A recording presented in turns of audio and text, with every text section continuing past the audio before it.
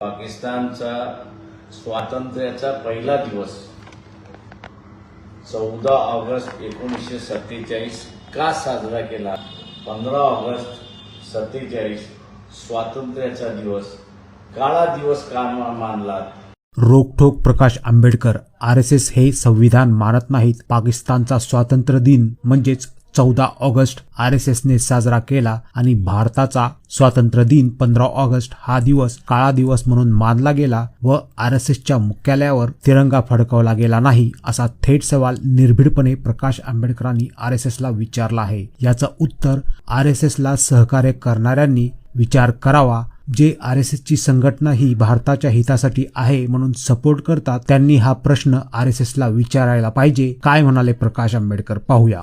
आज अनेक मीडियावरती असणारं आरएसएसला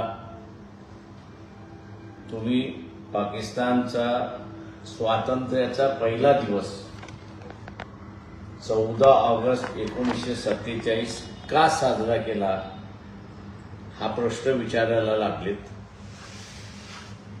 आणि भारताचा 15 ऑगस्ट 47 स्वातंत्र्याचा दिवस काळा दिवस का मानला याचा आता खुलासा विचारायला लागलेला आहे.